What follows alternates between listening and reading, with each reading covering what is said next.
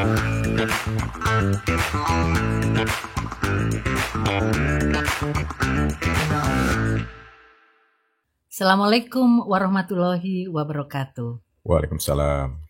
Sahabat muda, selamat datang di Poster, podcast Sarjana Terapan Keuangan, Fakultas Ekonomi dan Bisnis, Universitas Trisakti. Poster, podcast Sarjana Terapan Keuangan, adalah media komunikasi bagi sivitas akademika yang ingin belajar ekonomi, belajar keuangan, seperti pasar modal, perbankan, perpajakan, dan dunia seputar kampus. Bunga mawar, bunga alamanda, sungguh cantik si bunga aster. Sahabat muda dimanapun berada, ikuti terus tayangan Poster. Pada episode kali ini telah hadir tengah-tengah kita orang yang luar biasa, yaitu Bapak Dr. Yudi Lutfi MM. Aduh, terima kasih nih. Saya panggilnya apa nih? Pak Yudi, Bro Yudi atau apa nih? Bebas. Ya. Yang tapi, nyaman aja buat. Tapi biasa Mbak. Pak Yudi ya. Biasanya Pak Yudi nggak apa-apa ya. Boleh, silakan. Ya, ini walaupun usianya lebih muda, tapi memang ya saya pertama ketemu nyapanya Pak Yudi, jadi kayaknya sudah di bibir nih Pak Yudi. Pak Yudi, kita santai ya Pak Yudi ya. Kita ngobrol-ngobrol tentang kegiatan kemahasiswaan. Ya. Ini sahabat muda, Pak Yudi adalah saat ini posisinya sebagai Direktur TRIBI, Trisakti Education and Business Institute. Tapi sebelumnya Pak Yudi ini mempunyai pengalaman menjadi Sekretaris Program Studi dan berikutnya adalah sebagai Wakil Dekan 3, jadi urusan kemahasiswaan di Fakultas Ekonomi dan Bisnis Universitas Trisakti. Nah Pak Yudi, pada kesempatan ini silahkan ceritakan perjalanan Pak Yudi sampai di titik ini, yang mungkin bisa nanti sharing untuk sahabat muda yang sedang menyaksikan Poster. Silakan Pak Yudi. Baik, terima kasih. Saya biasa panggil Mbak Ning atau Mbak Tri ya. Betul. Oke. Pertama-tama, alhamdulillah saya diundang ke sini dalam acara Poster ya, podcast Sarjana Terapan. Ya, selamat sukses buat teman-teman D4. Amin. Di bawah kepemimpinan Mbak Ning. Amin. Ya, banyak sekali terobosan yang dilakukan. Salah satunya dengan pembuatan poster ini. Alhamdulillah. Tadi saya diminta untuk menceritakan terkait apa-apa perjalanan karir saya barangkali ya. Ya, betul. Saya masuk ke Trisakti itu tahun 94. Berawal dengan status dosen tidak tetap. Oh ya. Lalu kemudian ada rekrutmen untuk dosen tetap, saya ikut prosesnya, kemudian diangkat menjadi dosen tetapnya itu pada tahun 1995. Yeah. Dari tahun 1995 lalu ke tahun 1997 saya diberi tugas oleh dekan ketika itu Bapak Dr. Hairuman Armia sebagai asisten pembantu dekan 3. Asisten pembantu dekan bidang kemahasiswaan. Betul. Di bawah kepemimpinan wakil dekannya atau dulu namanya Pudek, pembantu dekan. Ya. Betul. Pudeknya namanya Pak Dr. Andes Masri Ismail MM. Oh iya. Dia dosen EP juga. Prodi EP juga waktu itu. Itu sampai dengan tahun 2000. Nah, tahun 2000 di Universitas Trisakti ada perubahan kebijakan untuk pengelolaan kemahasiswaan di mana diarahkan pengelolaan kemahasiswaan diintensifkan di tingkat jurusan. Lalu di tingkat jurusan dibuat yang namanya Sekretaris Jurusan Urusan Kemahasiswaan. Biasanya atau sebelumnya kan urusan di jurusan itu lebih ke akademik. Betul. Jadi ada ketua jurusan, ada sekjur akademik. Betul. Nah, sejak tahun 2000 itu di Trisakti mengingat jumlah mahasiswa yang cukup besar, permasalahannya cukup banyak, dan penanganannya harus dari hulu. Kemudian pimpinan di universitas membuat kebijakan, ada struktur baru yang namanya Sekretaris Jurusan Urusan Kemahasiswaan. Dan ini bukan struktural sebetulnya, tapi fungsional. Jadi bukan jabatan struktural. Betul. Saya dalam jabatan di tahun 2000 itu, atau dalam amanah tahun 2000 itu sebagai koordinator Sekretaris Jurusan Urusan Kemahasiswaan. Karena kebetulan sekjur urusan kemahasiswaannya ada di masing-masing prodi. Oh, begitu ya. Saya jadi koordinatornya. Kenapa? Karena Fakultas Ekonomi itu membawahi jumlah mahasiswa cukup besar. Di atas 2.000 orang. Wow, terbayang ya sahabat muda ya, jumlah mahasiswa itu 2.000 orang. Jadi memang butuh sosok yang memang bisa mengkoordinir ya, sebanyak 2.000 itu ya. Existingnya 2.000 ya. Jadi 2.000 itu belum total, karena seingat saya ketika itu jumlah mahasiswa kita per angkatan mungkin rata-rata sekitar 2.000, dalam satu masa tahun akademik mungkin bisa sekitar 8.000. Wow. Karena penerimaan mahasiswa baru kita, kalau tidak salah ya, di tahun 2000 itu katakan antara 1.500 sampai 2.000. Nah kalau dalam satu angkatan itu ada sebanyak itu, tinggal dikalikan 4 aja kan? Betul. Oleh karena itu makanya pimpinan waktu itu membuat kebijakan ada pengelolaan kegiatan kemahasiswaan dari tingkat jurusan. Dibentuklah sekretaris jurusan urusan kemahasiswaan. Itu kalau tidak salah saya dalam jabatan itu sampai dengan tahun 2008. 2008. Lalu di tahun 2008 teman-teman di Prodi mengadakan pemilihan Kaprodi Ekonomi Pembangunan. Nah, saya diminta untuk berpasangan dengan salah satu calon Kaprodi, waktu itu Pak Rinaldi Rustam. Hingga akhirnya kami terpilih, Kaprodinya Pak Rinaldi Rustam, Sekprodinya saya sendiri, dan dalam amanah itu sampai dengan tahun 2013. 2013. Nah, dari tahun 2013, kemudian ada penugasan baru lagi untuk saya waktu itu, dari Dekan FEB, Pak Profesor Dr. Bambang Sudaryono. Betul, dari 2013, dan masa tugas saya berakhir dari 2013 sampai dengan tahun 2020 Maret 2020 sesuai dengan periodisasi kepemimpinan dekanat waktu itu ya. Betul. Hingga dari setelah itu kemudian pos baru saya sebagai direktur Tribi dan ketua Bafil. Oh, ketua Bafil. Badan afiliasi yang ada di FEB, terdiri atas 5 unit Bafil, dari mulai Tribi, kemudian Fakultas Ekonomi Trisakti English Center, FETEK, kemudian LPDS, Lembaga Pengolahan Data Statistik, kemudian Galeri Investasi, dan LPFEB, Lembaga Penerbit Fakultas Ekonomi dan Bisnis. Luar biasa sekali sahabat muda. Tadi Pak Yudi menyampaikan bahwa awal sebelum menjadi Wadek 3 pernah menjadi koordinator untuk kemahasiswaan ya. Artinya memang sudah seperti disiapkan ya. Itu seperti itu pada saat duduk sebagai Wadek 3, alhamdulillah dengan mengurusi jumlah yang begitu banyak, prestasinya banyak ya Pak Yudi ya waktu itu ya untuk FEB ya. Untuk mahasiswa ya? Ya, itu partisipasi dari semua pihak. Ya, jadi teman-teman dosen, teman-teman mahasiswa Ormawa, kita sama-sama saling membantu, saling berkolaborasi hingga ada capaian-capaian yang alhamdulillah bisa membanggakan kita ketika itu. Baik, Pak Yudi, kalau kita berbicara mengenai mahasiswa, ini kan Pak Yudi cukup lama ya tadi ya duduk sebagai koordinator di kemahasiswaan, juga sebagai Wadek 3. Kira-kira apa yang bisa di-sharingkan ke sahabat muda? Bagaimana pada saat menjadi mahasiswa itu seperti apa? Mestinya gitu ya.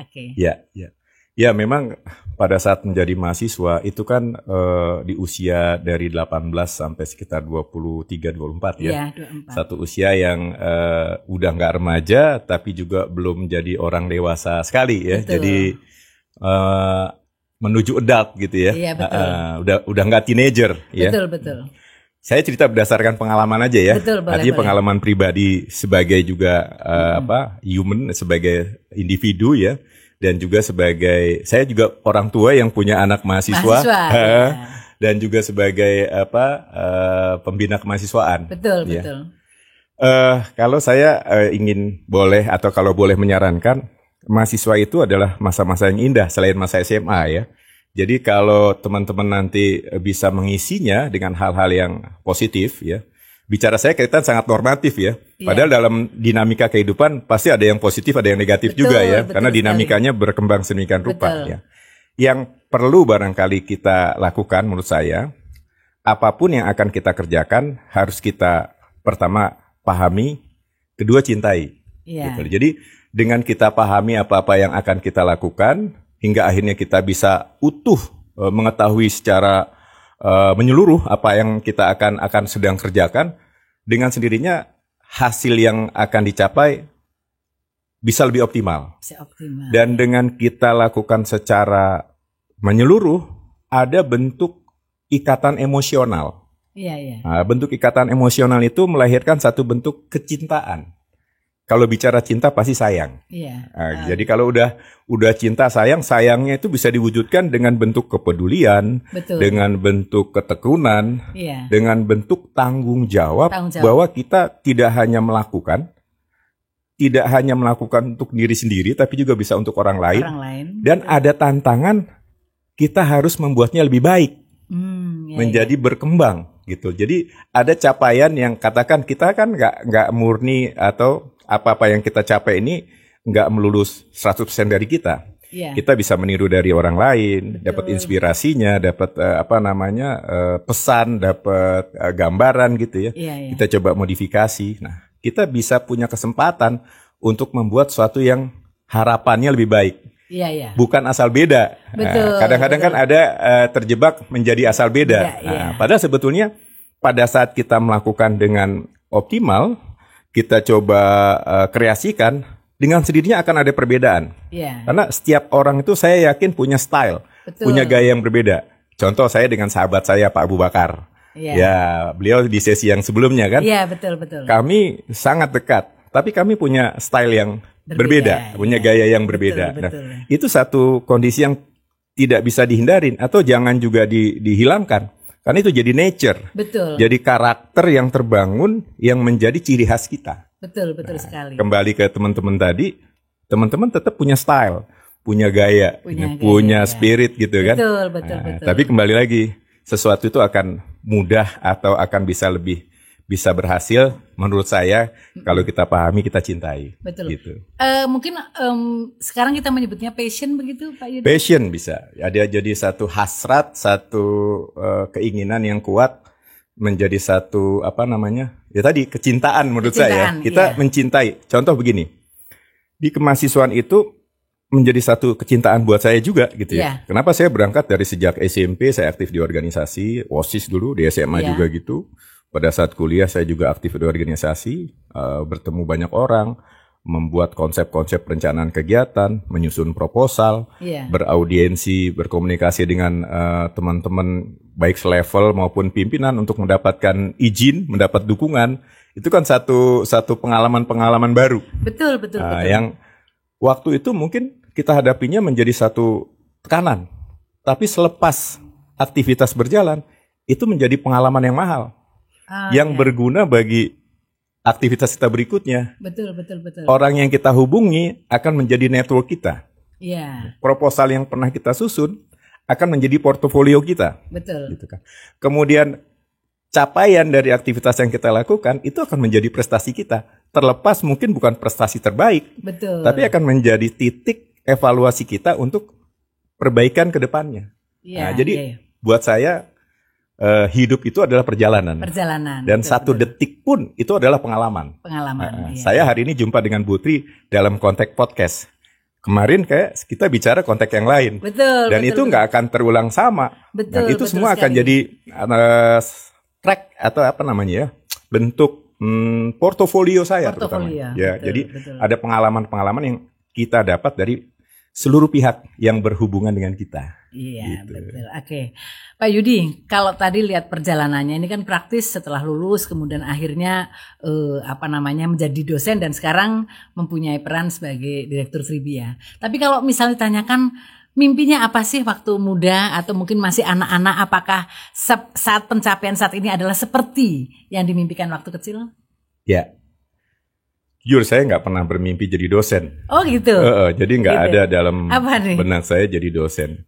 Jadi ketika saya kecil itu cita-citanya ingin menjadi psikolog. Oh psikolog, iya ya. Iya jadi psikolog. Karena kebetulan saya sering banyak ngobrol sama temen gitu ya.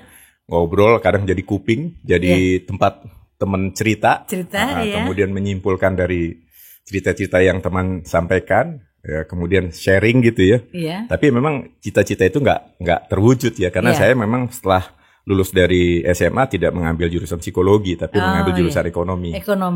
Karena terinspirasi oleh kakak saya, kebetulan sudah kuliah dulu di Fakultas Ekonomi, dan dari cerita yang beliau sampaikan, banyak hal-hal yang menarik yang ada di Fakultas Ekonomi, hingga beloklah itu tujuan. Nah, kemudian tuh dosen pun bukan satu rencana sebetulnya dari saya gitu ya. Karena waktu itu yang memotivasi saya adalah salah satunya rekan kita namanya Pak Suaryoto. Beliau seangkatan dengan saya. Waktu itu saya masih bekerja di luar Trisakti. Beliau bercerita bahwa kalau menjadi dosen itu atau bergabung di perguruan tinggi, kita akan dapat fasilitas studi lanjut. Dan studi lanjutnya pasti dibiayai oleh lembaganya, beasiswa. Betul. Wah, buat saya itu satu hal yang menarik ya. Betul. Oh, daya tarik itu menjadi daya tarik yang luar biasa ya. Bisa studi lanjut, dibiayai lembaga, kemudian ada fleksibilitas waktu. Dan bisa pengembangan pengetahuan selalu ya. Betul. Nah, ada satu lagi yang saya sebetulnya bukan sembunyikan, motivasi yang lain. Ketika itu saya punya, sekarang udah jadi istri saya, jadi pacar saya ya. Jadi saya pernah beberapa kali melamar dan diterima di beberapa perusahaan bank gitu kan. Kemudian sampai dengan kontrak perjanjian untuk kerja. Tapi kemudian saya urungkan untuk gabung. Salah satunya melihat konsekuensi jadwal kerja yang padat. Betul. Jadi saya berpikir wah kalau begitu padatnya. Nah, kemudian dulu ada juga stigma atau informasi yang negatif, katakan cap negatif bahwa kalau bekerja sudah padat nanti income-nya nggak besar gitu kan. Wah, kehilangan segalanya gitu. Betul. Sementara kalau di pendidikan, udah dapat pengembangan pendidikan, punya waktu yang cukup, tergantung produktivitas kita. Kita akan bisa mendatangkan banyak hal gitu kan. Betul. Itu juga gitu ya. Di samping tadi yang saya sembunyikan, kalau jadi pegawai bank saya nggak bisa jemput pacar saya setiap saat.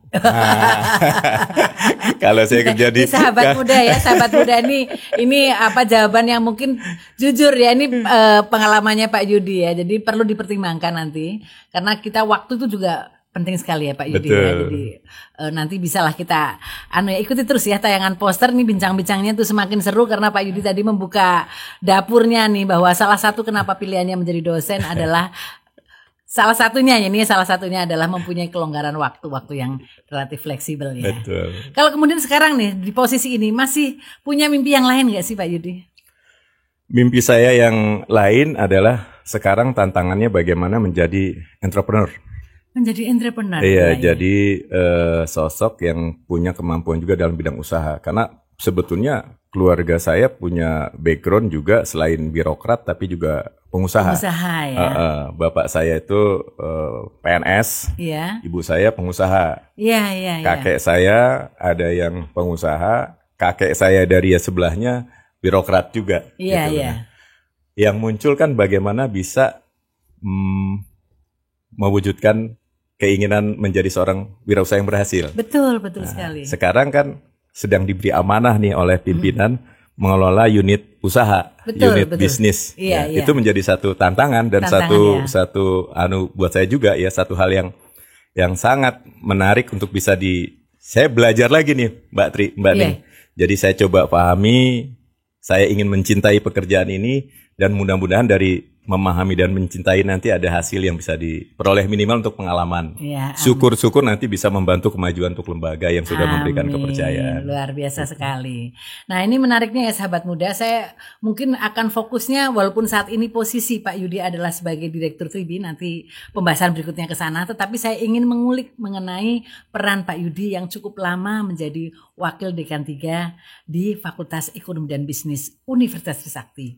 Karena bicara mahasiswa itu sungguh sangat seru. Nih Pak Yudi mungkin bisa ceritakan apa sih biasanya yang dihadapi oleh mahasiswa pada waktu kuliah, dan Pak Yudi itu ngurusi apa aja nih, masalah-masalah apa yang biasanya muncul nih, silakan Pak Yudi. Oke, saya berangkat dari tugas pokok fungsinya kemahasiswaan. Jadi kita di kemahasiswaan itu punya 4 pilar tugas. Yang pertama adalah pembinaan sikap, perilaku, dan disiplin mahasiswa.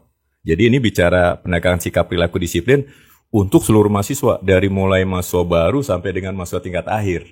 Gitu. Yang kedua, kita punya tugas pembinaan kegiatan ekstrakurikuler.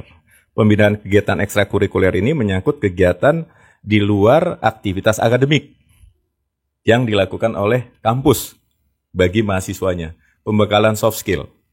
Ada dalam kerangka organisasi mahasiswa, ya dari mulai tingkat universitas, fakultas sampai jurusan. Ada juga yang sifatnya di luar organisasi mahasiswa. Artinya mahasiswa kadang-kadang juga punya aktivitas di luar itu yang belum formal sifatnya. Contoh ada kelompok komunitas peminatan pada satu hal. Itu juga tetap harus kita berikan dukungan dan perhatian. Betul, ya, betul. Ini namanya juga aktivitas ekskul. Yang formal memang organisasi mahasiswa. Mulai dari kepresidenan mahasiswa, kemudian kongres mahasiswa, Betul. unit kegiatan mahasiswa, badan eksekutif mahasiswa, parlemen, dan himpunan. Nah, tapi juga ada unit-unit peminatan. Contohnya ada yang forum ekonomi syariah. Atau ada kegiatan-kegiatan lain yang terkait dengan keolahragaan tapi belum termasuk dalam bagian UKM.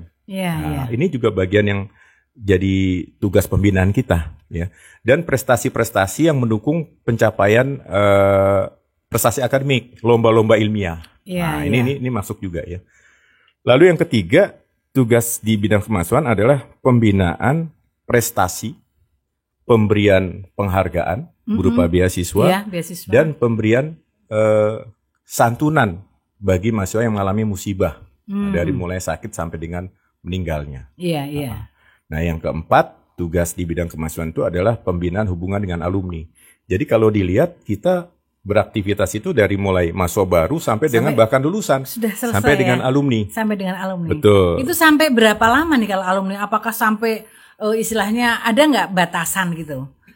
Kita mengurusi alumni itu. Jadi kalau kaitannya sama alumni, sebetulnya kita menjaga relasi dengan alumni terkait bagaimana alumni bisa kita support supaya aktivitasnya di luar bisa mensejahterakan dirinya, yang dampak akhirnya nanti juga kembali mensejahterakan lembaga kita. Artinya betul. Kita ada sifat mutual benefit gitu ya. Betul. Jadi mulai dari mana? Kita punya lulusan sejak dia disebut sebagai alumni itu setelah dia yudisium, setelah wisuda. Apa yang bisa kita persiapkan? Pertama kan program kemahasiswaan biasanya ada pembekalan untuk para calon lulusan. Betul. Bagaimana memasuki dunia kerja. Betul sekali. Bahkan kita juga biasanya memfasilitasi dengan informasi tentang kesempatan kerja atau loker di berbagai tempat. Betul. Kemudian bahkan kita juga selenggarakan placement test untuk teman-teman. Tentunya bekerja sama dengan UPT pemagangan. Nah, ini kan bagian dari komunikasi dengan alumni. Lalu kan alumninya kemudian terjun ke masyarakat. Katakan sebagai pekerja atau sebagai pengusaha. Kita tetap akan keep in touch sama beliau. Nah, kita perlu dukungan para alumni ini. Kenapa? Karena beliau pada saat di masyarakat kan sudah melakukan aktivitas real. Terjun ke masyarakat dengan aktivitas berbagai hal yang pengalamannya bisa di-share lagi ke dalam. Kita bisa undang balik tuh para alumni untuk kegiatan organisasi mahasiswa, menjadi pembicara dalam seminar, dalam kuliah umum, dalam pembekalan latihan dasar kepemimpinan, sehingga bisa menginspirasi mahasiswa yang ada ya. Nah, jadi pertanyaan sampai kapan? Sampai seumur hidupnya. Sampai seumur hidup. Karena banyak sampai hari ini saya lihat ada ikatan alumni FEB, ya, itu yang sudah masa baktinya selesai di berbagai perusahaan sebagai profesional pun tetap punya ikatan dengan ikatan alumni kita. Jadi beliau-beliau sering hadir dalam acara, kemudian memberikan masukan saran, memberikan donasi gitu. Itu juga bagian yang tidak terlepaskan. Jadi sepanjang hayat. Sepanjang hayat. Nah, oleh karena itu memang tugas lembaga harus bagaimana bisa menjaga hubungan baik kita dengan stakeholder kita. Yang awalnya adalah sebagai mahasiswa kita. Itu kan relasinya sangat kuat, sangat erat gitu ya. Karena bagian dari keluarga besar kita yang memang di satu waktu tertentu beliau tidak lagi bersama kita, tapi ada di luar. Namun komunikasi kita dengan beliau tetap kita perlukan. Ada kondisi yang mutual benefit tadi. Saling support, saling membantu. Betul Pak Yudi. Kalau kita bercerita alumni, ada penilaian yang memang khusus ya saat ini kalau kita berbicara reakreditasi, kan ada aspek luaran ya. Bagaimana lulusan sebuah lembaga itu bisa berkiprah ya secara luas yang memberikan manfaat sebesar-besarnya kepada masyarakat. Ya, itu seperti itu. Pak Yudi, tadi terkait dengan kegiatan mahasiswa. apa yang mungkin value-value apa yang harus dimiliki oleh mahasiswa agar proses belajar mengajar, intinya mimpi atau cita-cita mahasiswa itu bisa tercapai dengan baik? Value-nya apa nih yang harus dimiliki mahasiswa? Oke. Tadi kalau awal kan saya sudah sampaikan bahwa ya ini mungkin jangan dianggap sebagai wejangan ya. Betul. Ini cuma cerita apa yang saya alami ya dari rasa, mulai dari kita pahami, kita cintai. Nah, kalau value apa yang harus dimunculkan, yang dimiliki, ini sifatnya universal. Universal ya. Jadi kita sebagai mahasiswa, pertama yang kita harus sadari adalah tugas kita belajar. Artinya belajar itu bukan jadi bahasa basi, oh Pak Yudi ngomongnya basi banget di belajar. Tugas kita adalah kita kan masuk ke Trisakti, masuk ke kampus, dimanapun, untuk meraih cita-cita menjadi sarjana. Betul. Ya, artinya kan menjadi sarjana kita masuk dalam proses pembelajaran. Jadi itu prioritas ya. Itu prioritas. Proses pembelajaran itu harus dipenuhi. Nah, dalam proses pembelajaran itu kampus dimanapun punya fasilitas kelengkapan. Kelengkapannya itu tidak hanya fisik, tapi juga non-fisik. Fisik itu infrastrukturnya, non-fisiknya dengan berbagai kegiatan dan aturan. Betul. Nah, salah satunya dengan wadah organisasi mahasiswa. Nah, kita bisa menambah experience kita, pengetahuan kita, bahkan networking kita dari kegiatan kemahasiswaan. Jadi saya selalu menyampaikan ke teman-teman mahasiswa, kalau di kampus jangan cuma belajar, harus bisa memanfaatkan hal-hal lain. Betul. Punya banyak teman, kemudian ikut organisasi, supaya punya pemahaman bagaimana kegiatan, kemudian juga bisa meraih prestasi. Artinya pada saat kita masuk organisasi kan ada target capaian dari organisasi. Betul sekali ya. Jadi bahkan dalam organisasi itu kita punya banyak hal yang kita peroleh. Kita masuk, udah pasti kita banyak teman. Betul. Kita masuk, pasti kita dapat pengetahuan. Mulai dari merancang kegiatan, tadi menyusun proposal kegiatan, kemudian mempresentasikan proposal itu ke berbagai pihak, kemudian melaksanakan kegiatan, mempertanggungjawabkan kegiatan. Wah, itu satu pengalaman yang luar biasa. Jadi kalau ditanya value, ya nilai-nilai apa yang harus dimiliki? Pertama, nilai semangat. Nilai keinginan yang kuat. Yang kedua, nilai kita punya komitmen yang tinggi. Betul. Ada yang saya yakin dari dulu itu peribahasa yang disampaikan oleh para guru saya dari SD, bisa karena biasa. Betul. Kalau kita membiasakan diri melakukan sesuatu berulang-ulang, kita akan terbiasa. Kita menyebutnya biasanya 1000 jam ya, 10.000 jam ya.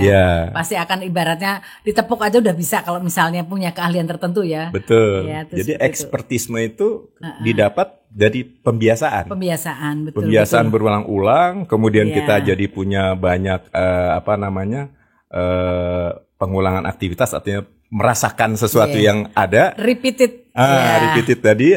Jadi nanti akhirnya kita tahu bagaimana kita mensiasati setiap masalah yang kita hadapi. Karena tanpa pengalaman tadi kita akan gampang.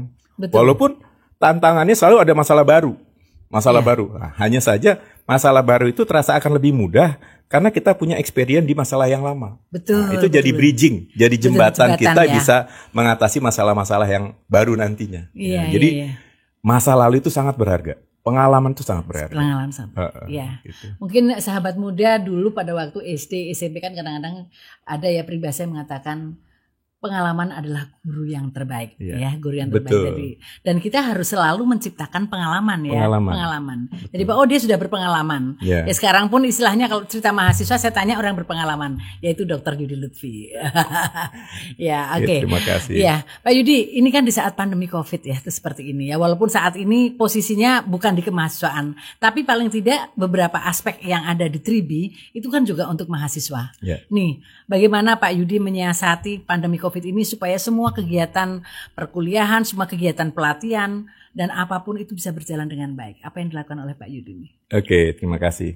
Ya, jadi memang Tribi ini unit bisnis yang aktivitasnya di bidang pendidikan dan pelatihan. Betul. Bu Ning sendiri adalah mantan direktur Tribi. Mantan. Yang fenomenal.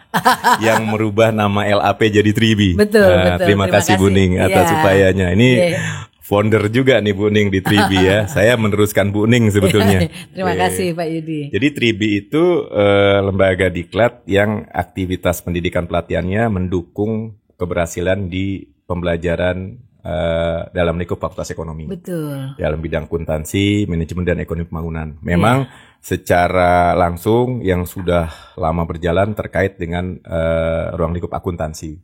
Brevet A, B, C gitu ya. Kemudian ada teknisi akuntansi. Kemudian ada aktivitas diklat yang lain seperti ekspor impor. Dan kemudian nanti kita akan ada kegiatan yang sifatnya recycle yang dulu pernah dilakukan, sekarang kita ulang lagi, semacam pendidikan untuk PR, public relation, kemudian public speaking, perbankan. Nah, itu akan coba kita buat. Nah, mensiasatinya bagaimana nih situasi COVID sekarang? Biasanya kan kita aktivitasnya luring. Betul. Nah, sekarang daring. Sama. Jadi kita juga di Bafil, tidak hanya di Tribi, kita membuat format proses pembelajarannya secara daring. Jadi kita menggunakan Zoom untuk aktivitas itu. Karena aktivitas nggak boleh berhenti. Kita hanya berpindah cara. Dari yang tadinya tatap muka. Metodenya saja ya. Betul, metodenya kita rubah. Kenapa? Karena sebetulnya kesempatannya juga sangat tinggi dengan metode daring ini. Hambatan-hambatan pertemuan fisik kan bisa dihindari. Jadi orang bisa belajar dimanapun. Bahkan dengan ada pembagian tugas WFO, WFH, atau belajar di rumah, malah yang mahasiswa belajarnya di rumah semua. Kesempatan untuk pembekalan yang bisa diikuti di luar pendidikan formal itu lebih terbuka. Jadi kita sebetulnya sangat membuka diri ya untuk bisa mengundang partisipasi dari mahasiswa dalam lingkup FEB khususnya maupun Usakti umumnya, bahkan dari luar. Jika memiliki keinginan untuk mendalami penguasaan materi terkait akuntansi atau ekspor impor, bisa bergabung dengan Tribi. Jam belajar kita kebetulan kita ambil malam hari. Lebih banyak malam hari. Walaupun kita juga tentunya akan menyesuaikan bila ada permintaan belajar di siang atau sore hari. Karena itu waktu-waktu yang mungkin bisa dimanfaatkan. Hanya kalau mungkin memang teman-teman kan ada jadwal kuliah, mungkin lebih aman di malam hari. Kalau yang kelas reguler pagi. Kalau yang kelas malam mungkin di sore hari ya. Setelah jam kantor tapi sebelum jam kuliahnya. Betul. Karena peserta kita banyak juga dari mahasiswa, artinya mahasiswa yang aktif. Di samping para profesional dari luar yang dalam kegiatan brevet ini kita memang menerima dari masyarakat umum, tidak hanya dari FEB. Gitu. Baik, sahabat muda, tadi sudah disampaikan oleh Pak Yudi terkait dengan kegiatan-kegiatan yang ada di Trisakti Education and Business Institute. Nah, Pak Yudi, terkait dengan proses pembelajaran, kita tahu di tengah pandemi tidak ada masalah ya, bahwa sebetulnya mungkin kalau kita lihat hikmahnya banyak positifnya juga ya, kita bisa tetap di rumah, jadi bisa lebih produktif dan lain sebagainya. Ini kira-kira ke depan kalau ini pandemi berlalu, kira-kira bentuk pembelajarannya seperti apa nih Pak Yudi? Ya setiap masalah saya coba pahamnya sebagai hikmah. Sebagai hikmah ya. Karena setiap masalah yang kita hadapi itu Tuhan berikan ke umatnya untuk bisa dipahami dan kemudian dicarikan jalan keluar dari Tuhan juga. Betul. Berdasarkan kreativitas kita menjadi satu pola baru yang menambah pola yang ada. Betul. Saya menduga proses pembelajaran kita pun ke depan kan sebagaimana kementerian sudah buat kebijakan ada pola hybrid. Jadi ada kombinasi antara pola daring dan pola luring. Nah, menurut saya ini juga menjadi satu berkah ya, menjadi satu blessing. Di semester depan kalau ini opini pribadi ya. Betul. Nah, lembaga pendidikan termasuk Trisakti justru bisa memanfaatkan momentum ini gitu loh. Jadi tatap muka kita yang biasanya sebanyak 16 kali atau 14 kali kuliah, 2 kali ujian, semuanya luring, kita bisa kombinasi. Ini bisa menciptakan efisiensi juga. Efisiensi waktu, efisiensi penggunaan fasilitas, bahkan ke depannya kalau dimungkinkan, masa studi itu bisa dipadatkan. Dengan efisiensi penggunaan waktu dan tempat tadi. Kalau sekarang kan kita 1 semester 6 bulan. Betul. Mungkin bisa dibuat semacam catur bulan. Karena kan total. Jadi nanti masa studinya lebih cepat ya Pak Yudi. Lebih cepat gitu. Itu kan dukungan teknologi memungkinkan itu. Kalau dulu kan kita hanya kuliah seminggu sekali. Betul. Kalau sekarang bisa aja dalam satu minggu itu kita bisa 2 kali tatap muka. Satunya daring, satu lagi luring. Nah, itu mempersingkat. Atau ada bobot materi yang lebih banyak lagi dalam hal praktikal. Artinya dalam 6 bulan itu, memang kalau untuk S1 kan sifatnya bukan vokasional ya. Betul, betul. Tapi ada hal yang mungkin bisa ditambahkan pembekalannya di situ hingga dalam 1 semester penguasaan materi ditambah keahlian praktikalnya juga masuk. Iya. Kalau di vokasional udah pasti karena bobot praktikalnya lebih tinggi. Ada dan lebih tinggi daripada teoretikalnya. Betul. Saya bicara dalam konteks S1 umpamanya. Betul. Itu sebetulnya momentumnya bisa digunakan tadi secara proses pembelajaran.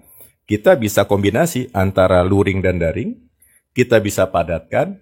Pemadatan itu bisa juga digunakan untuk penambahan konten.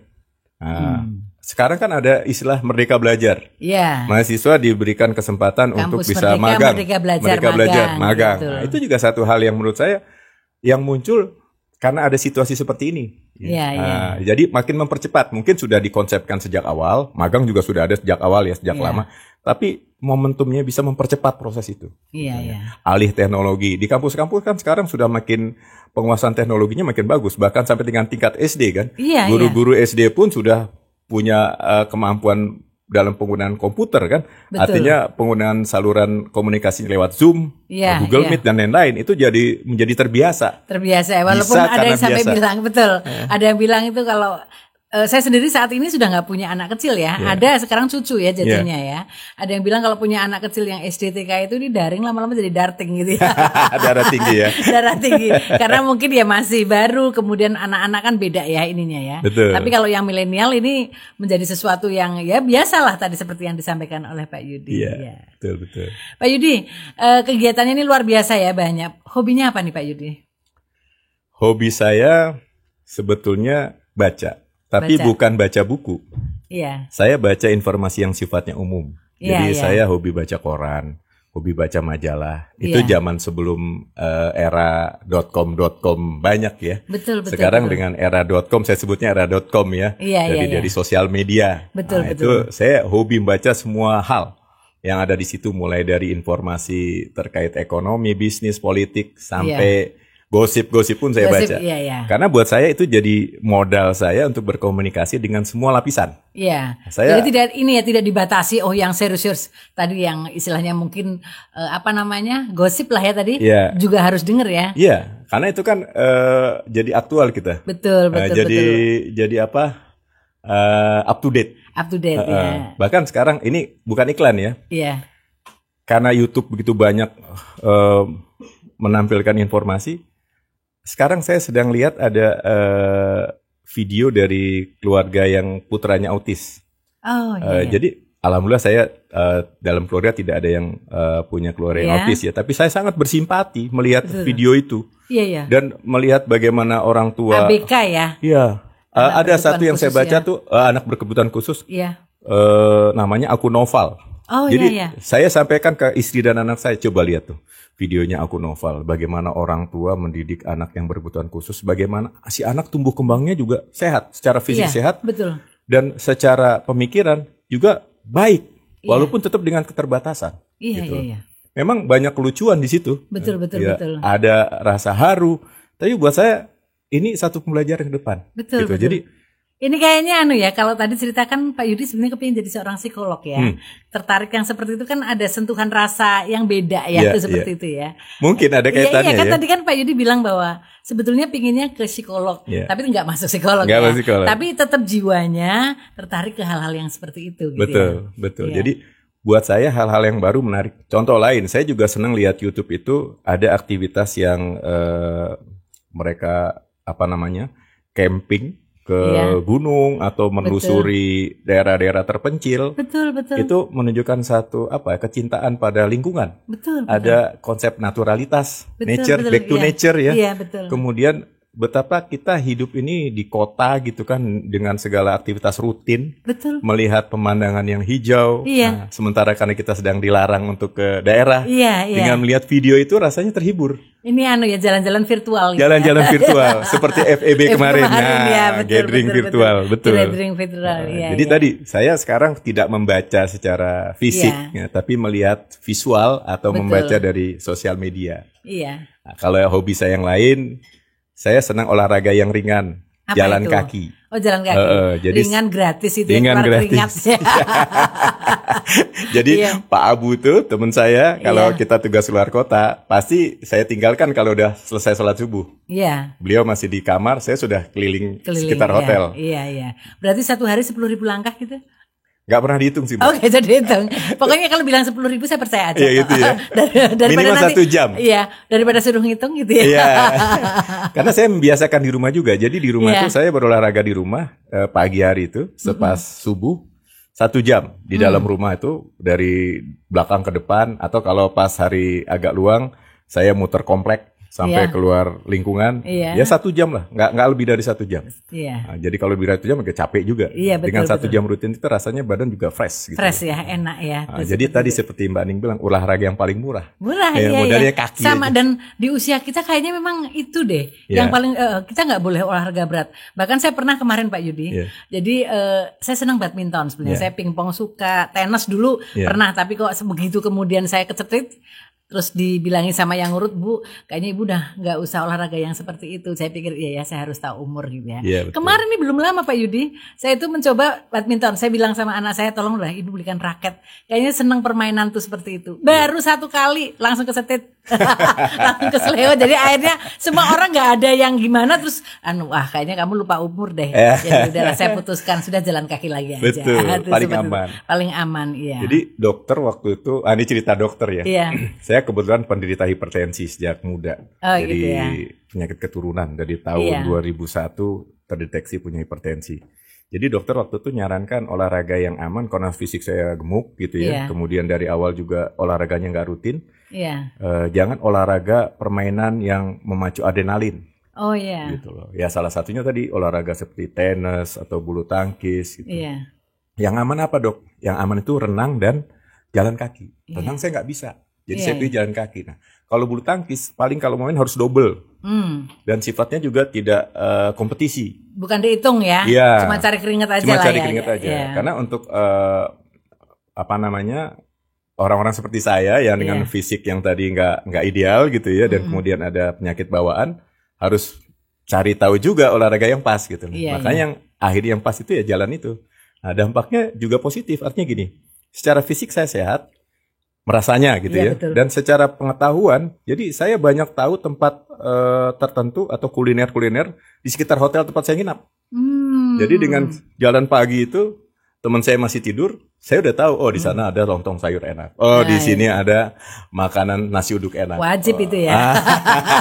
Jadi kan kita hidup perlu bahagia juga. Iya betul. Jalannya baru 100 meter ya. Ketemu makanan udah makan. Enggak. itu saya loh Pak Yudi. Ini bukan Pak Yudi, itu saya. Saya pernah gitu jalan-jalan di komplek tuh seperti itu, baru jalan terus ada penjual itu kue pancong. Terus di situ tetangga lewat, Butri belum keringetan udah makan. Karena lihat ini loh, kan panas-panas seperti kayaknya menarik hati gitu. Mengundang selera gitu ya. Kalau saya kebetulan berusaha untuk 45 menit dulu paling enggak. Gitu 40 menit, habis itu baru istirahat. Nah, kalau bisa makan, kalau enggak tunggu 1 jam, istirahat baru makan gitu. Tergantung situasinya gitu. Iya. Bahkan saya juga enggak memaksakan diri. Contoh kalau saya berjalan di dalam satu lingkungan gitu ya, udah 1 jam, pulangnya saya enggak memaksakan diri untuk jalan. Karena umpamanya udah berjarak dari hotel tempat menginap atau tempat saya beraktivitas awal. Kemudian saya naik ojek atau naik angkot. Itu. Saya nggak memaksakan diri juga. Jadi berangkatnya kelihatannya olahraga ya. Pulang-pulang terus pakainya pakai Grab lah ya. Seperti itu ya. Karena kalau dipaksakan lagi jadi 2 jam kan. 2 jam. 1 jam cukup. Jadi nggak perlu memaksakan diri gitu. Iya. Jadi luar biasa lah. Ini lengkap ya. Suka nyanyi Pak Yudi? Saya suka nyanyi tapi nggak bisa. Jadi nggak punya kemampuan nyanyi. Tapi kalau nyanyi bersenandung kecil-kecil ya biasalah di kamar mandi gitu. Penyanyi kelas kamar mandi. Itu pun nyanyinya nggak selesai. Betul. Karena nggak hafal semua lagu gitu. Jadi ya umumnya orang lah gitu. Jadi kadang itu jadi tantangan terberat loh kalau ada acara disuruh nyanyi. Kalau bisa lari-lari itu. Jadi kalau sudah mulai ada nyanyi pada mundur. Kabur gitu loh. Kalau Mbak Ning kan enggak. Dengan suara yang bagus, dengan kemampuan yang bagus kan. Kalau saya tuh sebenarnya pede aja. Hanya untuk berpartisipasi gitu. Perdu nomor sekian. Makanya harus ada teman. Dulu waktu SMA saya pernah jadi gendanger. Oh, gitu. Gendanger. Jadi ada ya istilahnya namanya gendanger ya. Iya, itu istilah saya. Bukan aja. gitaris, bukan tapi gendanger ya.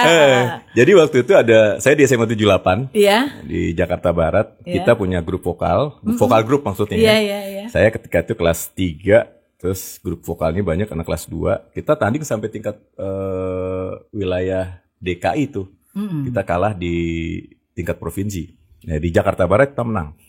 Saya pegang gendang gitu loh. Itu juga nggak ada background pengalaman belajar drum atau gendang. Pengalaman waktu SD belajar mukul-mukul meja. Oh gitu ya. Akhirnya itu ya jadi gendanger ya. Jadi gendanger. Iya. Tapi itu nggak pelajari lebih lanjut. Iya.